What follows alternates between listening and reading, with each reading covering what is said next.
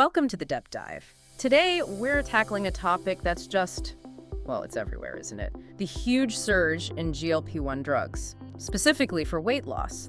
And we've got this fantastic source guiding us, a really comprehensive report from Fair Health.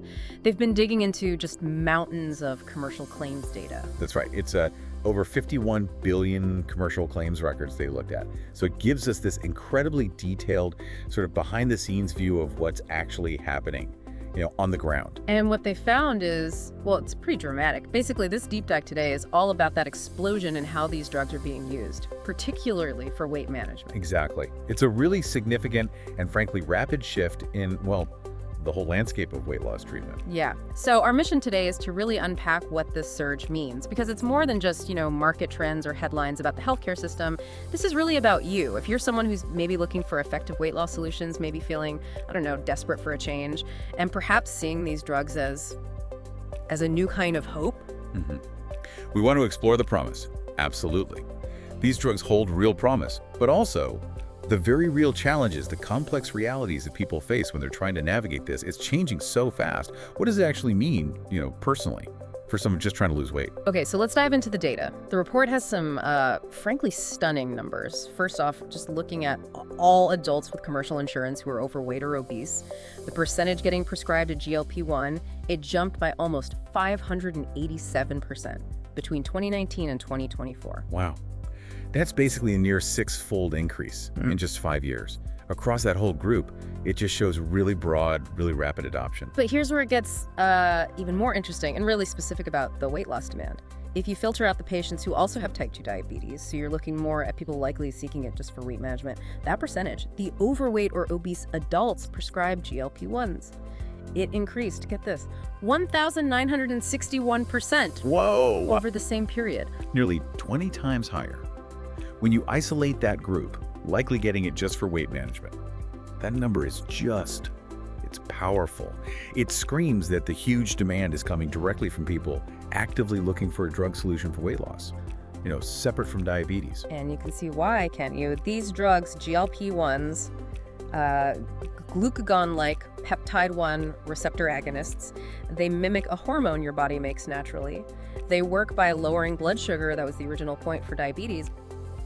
But crucially, they also really put the brakes on your appetite, which is, well, key for weight loss. And they've shown they actually work, helping people lose weight when maybe other things just haven't cut it for them. And that's genuinely offered new hope. Real hope for patients who've struggled for years, maybe their whole lives, with excess weight. For someone who feels like they've tried everything, every diet, every exercise plan, and they still feel stuck. These drugs can feel like a breakthrough, like finally. Definitely. But as the report makes really clear, the story isn't only about patient hope, it's also this massive market phenomenon.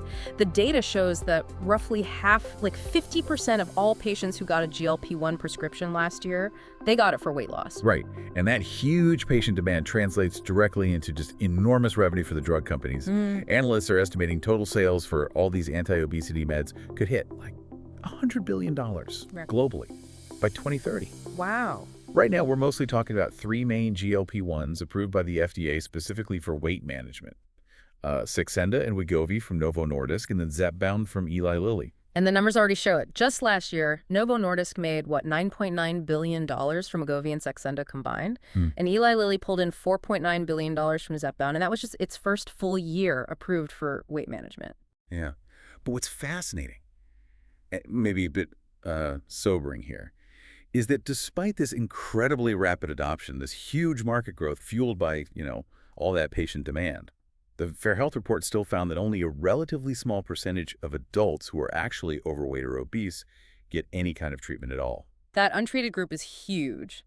The report says more than 80%, 80 of obese or overweight patients didn't get a GLP-1 prescription or bariatric surgery or even behavioral health care in 2024. 80%. It just highlights this massive unaddressed need, right? Which, of course, is why the manufacturers see such huge potential. But for you, the listener, trying to figure this out, it means even though the demand is off the charts, actually getting access is still really limited for most people looking for help. And that leads us right into the big obstacles you might face if you're that person. Despite all the demand, cost, and insurance coverage are still just monumental hurdles. I mean, the list prices for Wegovy and Zepbound are around, what, $350 to $1,060 a month? before any discounts or insurance kicks in? per month. And the understanding is these aren't like antibiotics, right? They're not short term. Right. Patients generally need to keep taking these drugs long term, maybe indefinitely, to keep the weight off. Exactly. So that creates this really substantial ongoing financial burden. Yeah. And the report says fewer than 1 in 5, less than 20% of employer health plans covered GLP-1s specifically for weight loss in 2024. Less than 20%. And the main reason they cited, the high cost. Just too expensive. So, even if your doctor thinks this is the right path for you, writes the prescription, so many people just hit this brick wall when it comes down to actually paying for it. Yeah. Now, the source does mention that manufacturers are trying to deal with this. They're making deals with PBMs, the pharmacy benefit managers, those middlemen who negotiate prices and decide what drugs insurers cover. They're trying to offer discounts or maybe cap what patients have to pay out of pocket. They mentioned recent deals between Novo Nordisk Lilly and Cigna and CVS Caremark with Novo Nordisk. It really paints a picture of this, complex tangle, doesn't it? You've got manufacturers pushing to expand this incredibly lucrative market. Mm-hmm. You've got insurers scrambling to somehow manage these massive costs. Right. And then you, the individual patient, potentially desperate for treatment, just caught right in the middle, facing these huge financial barriers just to get the medicine. And this brings up a really important question, I think, about the bigger picture. The healthcare landscape, how society sees obesity, how we treat it. The source notes, obesity affects over 40% of Americans. It's projected to hit 50% by 2030. 50%, half the country. It's a massive public health issue. And that naturally brings politics and policy debates into it. How do we best tackle this? Yeah, the report does touch on some of that. It mentions the ongoing discussions around focusing on diet and lifestyle changes versus using drugs like GLP-1s. It notes the Trump administration's decision, for instance, not to let Medicare cover obesity drugs, largely because the projected cost to taxpayers was just so steep, something like $40 billion over 10 years. Right. Huge numbers. Yeah. But at the same time, the source points out that Medicare is currently negotiating lower prices for Novo Nordisk's Wegovy and Ozempic, which has the same active ingredient as Wegovy under the Inflation Reduction Act. Oh, okay. So new, potentially lower rates are expected to take effect in 2027. And that negotiation, on the government side could eventually ripple out and influence prices and access across the board. Maybe. It really shows that tension, doesn't it, at the policy level, trying to manage these potentially astronomical costs versus addressing this really widespread health issue that impacts so many people's lives. What's also really striking in the report, and maybe concerning if you're thinking about the individual patient needing comprehensive care, is how the rise of these GLP-1s seems to be affecting other treatments for obesity.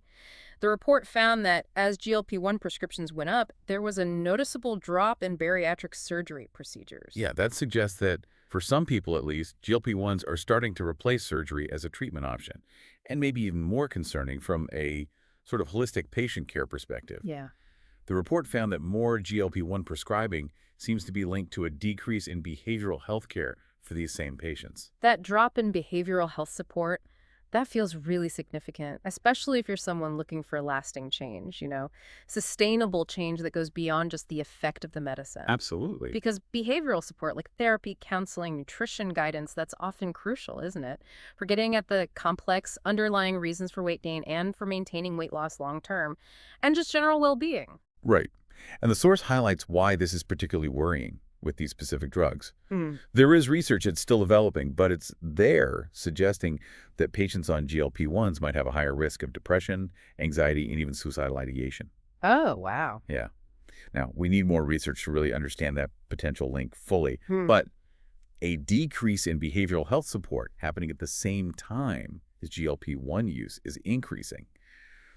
That's a trend that really demands serious attention, especially from a patient-centered view. Yeah. I mean, think about someone struggling not just with weight, but maybe also with mental health challenges already. Relying only on medication without that integrated psychological or behavioral support, that could actually be harmful to their overall health. It really brings the focus right back to that individual patient, doesn't it? The person who feels desperate for a solution, they're seeing these promising new drugs that are incredibly expensive, often not covered by insurance. They might be shifting away from surgical options. And crucially, the data suggests they might be getting less behavioral support, even though there could be mental health risks tied to the drug itself. It's such a complex, multi-layered picture. You have The scientific potential, the market excitement around GLP-1s that's undeniable. They offer hope where maybe there wasn't much before. Yeah. But the practical reality for the person on the ground just trying to get effective, comprehensive care for obesity, Hmm. it's still just full of huge challenges, financial, systemic, and potentially, yeah, related to getting holistic support for their actual well-being. So, okay, let's try and pull these threads together. What does it all mean? We've seen this unprecedented growth nearly 20 times higher for non-diabetic patients seeking weight loss, driven by this immense, long-standing, unaddressed need. Right. We've touched on the huge market potential, the billions already being generated for the drug companies. Yep. But we've also really hammered home the major financial hurdles, the access barriers facing you, the patient, sky-high list prices, most commercial plans not covering them for weight loss. We've seen how politics and policy are kind of wrestling with the massive costs and the different ways to tackle obesity nationally. And we've noted those concerning shifts in treatment. The report found fewer surgeries and worryingly less behavioral health care alongside the rise of GLP-1s, especially with those potential mental health links kind of hovering there. Mm-hmm. So the central theme really is still this. Despite all the promise, all the buzz, Mm-hmm. the vast majority of patients with overweight or obesity, remember, over 80% still aren't getting any treatment. And for those who are seeking it, they face huge obstacles, complex considerations, like needing to take it forever, the cost of that, the potential mental health impacts, all on top of just getting access and affording it in the first place. So here's the final thought, maybe something for you to really mull over. Considering this overwhelming patient need for real solutions, considering the very real high costs and access problems, and considering this data pointing towards a potential link to mental health issues right alongside a drop in behavioral support, how do we make sure the focus stays truly centered on the person, on the comprehensive well-being of the individual seeking weight loss, not just the numbers on the scale or the numbers on a company's balance sheet? What are the absolutely essential things needed to truly support someone who's desperate for lasting holistic change? Thank you, viewers, for watching. If you found this video helpful, don't forget to hit that like button and share it with your colleagues. And if you haven't already, make sure to subscribe to the channel by clicking that subscribe button below so you never miss out on valuable insights. I'm Brian Edmonds, signing off. See you in the next one.